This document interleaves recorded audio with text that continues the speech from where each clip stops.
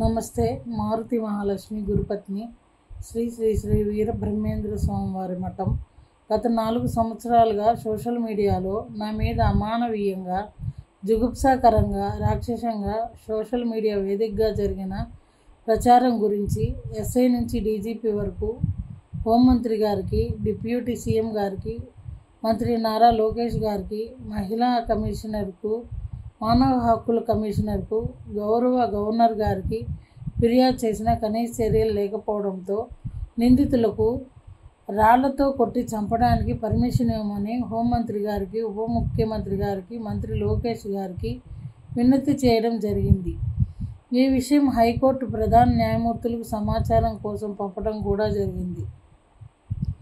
Social media వేదికగా నా వ్యక్తిత్వం హననం చేసే రీతిలో అమానవీయంగా, చివరకు నా పిల్లల పుట్టుక గురించి కూడా వెంకటాద్రి స్వామి, దత్తాత్రేయ స్వామి, పిపిఎన్ ప్రసాదుల నాయకత్వంలో వెంకటాద్రి స్వామి మేనమామ పల్లకొండ చంద్రశేఖర్, సన్నపోయిన శ్రీనివాస్, పొన్నేకంటి శ్రీనివాసాచారి ఇంకా అనేక మంది వారి వర్గం వారు అమానవీయంగా, రాక్షసంగా, జుగుప్సాకర రీతిలో ఆటవికంగా అసభ్య ప్రచారం చేయగా వారి గురించి గతంలో ఎస్పీ గారికి ఫిర్యాదు చేశానని ఆయనను చర్యలు లేవు. గత 4 ఏళ్లుగా సోషల్ మీడియా ద్వారా వందల గ్రూపులలో అసభ్య ప్రచారాలు చేయడంతో విసిగి వేసారి 2024 మార్చిలో ఎస్పీ గారికి ఫిర్యాదు చేయడం జరిగింది. కనీస చర్యలు లేకపోవడంతో కలెక్టర్, డిఐజీ, అడిషనల్ డీజీపీ, డీజీపీలకు పంపగా ఏ చర్యలు తీసుకోలేదు.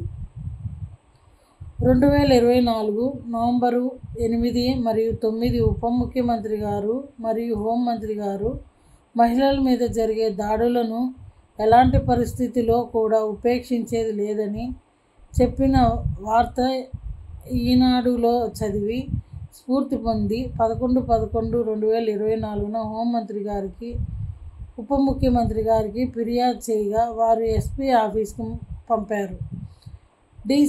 డిఎస్పీ గారు మాట్లాడి ఎస్ఐ ఎఫ్ఐఆర్ రాస్తారు, ఫిర్యాదు చేయమన్నారు.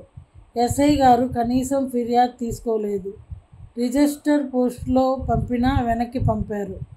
మధ్యలో కొన్నిసార్లు ఉప ముఖ్యమంత్రి గారి ఆఫీసులో ఫాలోఅప్ చేయడం, హోంమంత్రి గారిని 2 సార్లు వ్యక్తిగతంగా, 3 సార్లు వారి కార్యాలయం స్టాఫ్ను కలిసినా ఏ విధమైన చర్యలు లేవు.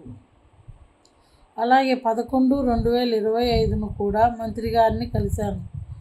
కనీస చర్యలు లేకపోవడంతో 11/11/2025 ప్రత్యర్థి వర్గాల వారు మరలా అదే రీతిలో ప్రచారం చేయగా ఎస్ఐ గారికి ఫిర్యాదు చేసినా కూడా కనీస స్పందన లేకపోవడంతో ఎస్పీ గారికి 13/11/2025 ఫిర్యాదు చేశాను. ఇప్పటికీ ఏ చర్యలు లేవు.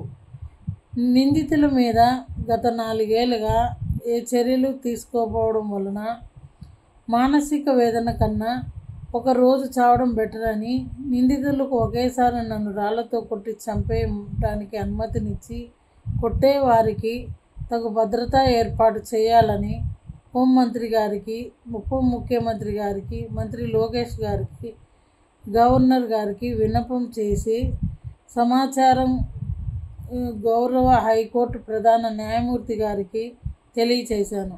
గతంలో చేసిన ఈ ఫిర్యాదు మీద కనీస చర్యలు లేవు. చరిత్ర సృష్టించినోడు ఇప్పుడు ఆ చరిత్రని తిరగరాయబోతున్నాడు. అబద్ధాల గోడల్ని బద్దల కొట్టి నిజాలను రాగా మీ ముందుంచబోతున్నాడు.